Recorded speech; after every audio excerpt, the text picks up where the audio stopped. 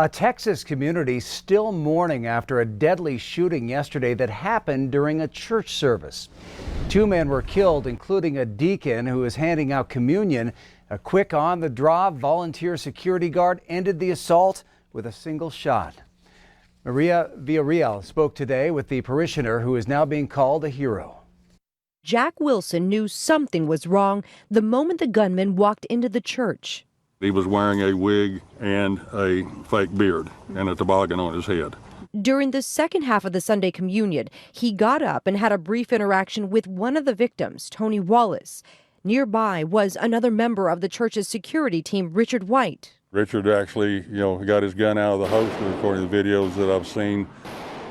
And I think he got a shot off, but it, as he was being hit, but it, went into the wall. And you took a pause because you were I had people analyzing. in front. At that point, the shooter, I guess, caught out of the corner of his eye because he was walking down towards the front of the auditorium.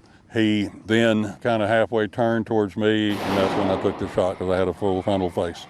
Wilson, a firearms instructor and head of the church's volunteer security, fired one shot. I took out some evil, and that's the way that's the way I'm processing it. Is I took out someone that was evil and had evil intent. The 43-year-old suspect, Keith Thomas Kinnunen, had been arrested multiple times since 2009, including weapons charges in Texas and New Jersey. He could have shot more people. Isabel Ariola was sitting with her family, including her 7-year-old daughter, feet away from the gunman. Thank God that our church was proactive and did all that and put that in place, because it could have been worse. We've been able to confirm through Oklahoma court documents the gunman had a history of violence and mental health issues. In fact, his ex-wife was granted a protective order back in 2012. We did reach out to the lead agency, the Texas Department of Public Safety. Right now, we wanted to get more information on the gunman and his history, but we have yet to hear back from them. Mireya Villarreal, CBS News, White Settlement, Texas. Well, this incident has reignited the ongoing national debate over the open and concealed carry of guns in public. Some people argue that more gun control is the answer to the country's mass shooting problem, while others argue that it increases the need for guns. Tom Van Hoos is the owner of Highwood Creek Outfitters in Great Falls. He says that carrying a gun without the proper training won't do anything to help any situation. The person that shot the perpetrator obviously knew how to shoot. We have an indoor range here to encourage people to learn how to shoot. If you're going to carry and you don't ever deploy your gun, ever train with your gun, then you might as well leave it at home. It's just a brick in your hand. Well, a new online database allowing the Billings Police Department to get your case numbers to you faster when it comes to mainly property crimes, even without a suspect. Q2's Zoe Zandora tells us more tonight. The Billings Police Department has rolled out a new online reporting system, a secure reporting system connected directly to the Billings Police Department's database, so the department can take the reports, designed mostly for property crimes without suspect information. Sometimes, even though that there's no suspect information and officers aren't able to investigate those types of crimes, for the most part, a lot of times you may need an insurance police report number to file a claim for your insurance. So that's valuable to have. Instead of waiting for someone to call you back after an incident, you can simply hop onto the Billings Police Department website, fill out a report online. You'll be given an instant case number, and you'll receive text or emails tracking where your case is in the process. When you become a victim of a crime, the last thing you want to be told is to wait 2 or 3 days for somebody to call you back, where this maybe gives you that platform where you can start the ball rolling today, right now. That way you don't feel like you're just helpless and nothing's being done about what's going on. Lieutenant Brandon Woolley says it's an easy way to put information into the database, allowing the department to track and hone in on problem areas in the city. We can track that, and then we can see, well, there's a burst of complaints in this neighborhood, or there's a burst of complaints in that neighborhood. And so that gives us an idea. It gives us some visibility, because if we don't know about it, then we can't really respond to it. So this is another way for you to put some information into that system. All personal information given is protected through the site and police department. And the system is also equipped to work on smartphones and iPads. We just want to reiterate too, like if there is suspect information, that's a case where an officer needs to respond to that. You shouldn't be using the system if you have suspect information or there's a violent crime or a crime in progress against a person. That warrants a call towards law enforcement. In Billings, Zoe Zandora, MTN News. Willie says in the future, the police department hopes to have iPads available to the public to use to file incident reports online. Well, the Billings Police Department also welcoming 4 new officers to the force today. Taylor Vladeck, Christopher Thiel, Riley Hutchins, and Kevin Sparrow were sworn in at Billings City Hall today. Next, the 4 officers will head to the Montana Law Enforcement Academy in Helena for 12 weeks of training. Well, the latest state population totals from the U.S. Census Bureau are out, and it looks like Montana could be on track to gain a congressional seat in 2022 for the first time in 30 years. The Bureau says for the year ending July 1st, Montana grew by 8,000 people to a total of nearly 1.07 million. The Wall Street Journal reports that the numbers indicate Montana is one of 6 states expected to gain a congressional seat for 2022, and that Texas should gain 2 seats. However, some states are poised to lose a seat, like California and New York. If it gets another, a state bipartisan commission will draw the boundaries of the 2 districts next year here in Montana. The census surveys will start going out in the mail in March. Meanwhile, in Madison County, a single cow has tested positive for brucellosis, according to the Montana Department of Livestock. The brucellosis-infected cow was identified during a voluntary whole herd test and was on a Madison County ranch within Montana's brucellosis-designated surveillance area. That animal was euthanized, and the ranch has been placed under quarantine while an investigation takes place. All other animals on the ranch tested negative for the disease. This is the 10th brucellosis-affected herd found since the creation of the DSA in 2010.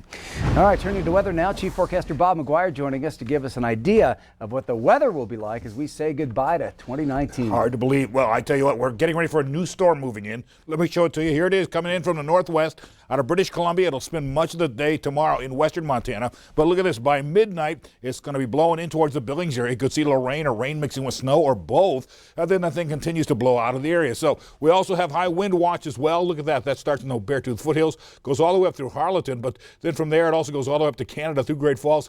And in Great Falls, we have an ice jam on the Missouri River, so we have a flood watch there right on through Wednesday.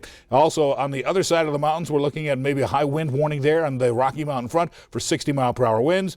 Could see some snow up there as well, maybe 2 to 5 inches in the valleys and 6 to 12 inches up on the higher elevations. Also, don't forget we have a winter weather advisory for basically the mountains up in the Flathead Valley. And so we're looking at some heavy snow in that area. We'll talk more about that in a few more minutes.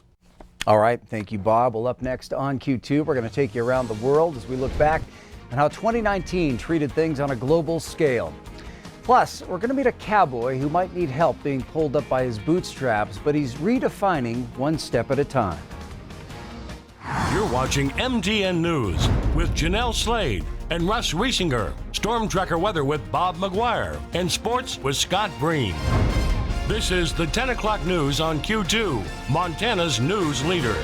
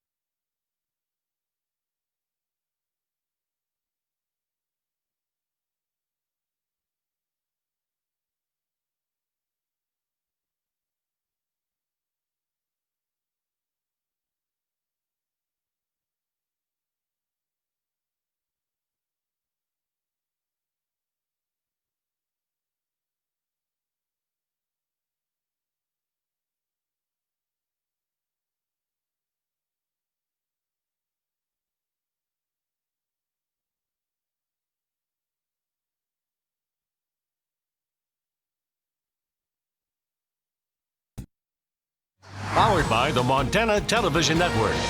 The 10 o'clock news continues on Q2, Montana's news leader. A U.S. raid killed the leader of ISIS, fire tore through Notre Dame, and a royal sex scandal hit Britain. CBS's Ian Lee looks back at the biggest international events of the year. American forces dealt a major blow to ISIS in Syria. The group's leader, Abu Bakr al-Baghdadi, killed himself when U.S. Special Forces raided his compound. The operation was moved up after President Trump initially ordered troops home from Syria, but then backtracked, leaving roughly 500 to protect the country's oil. The president made denuclearization of North Korea a top priority, but not even multiple summits, including crossing into North Korea, could charm the supreme leader into ending his nuclear weapons program. Tensions rose in the Persian Gulf, with the U.S. blaming Iran for attacking 4 ships and 2 Saudi oil refineries. Widespread protests rocked the country, partially as a result from stinging U.S. sanctions.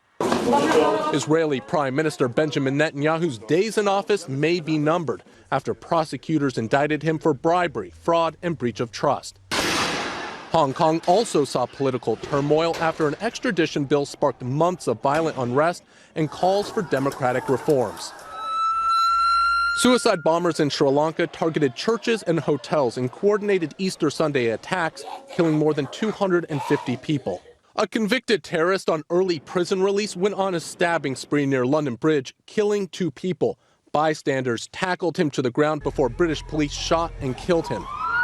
A white supremacist opened fire at 2 mosques in Christchurch, New Zealand, killing 51 people in the nation's deadliest attack that led to an overhaul of the country's gun laws.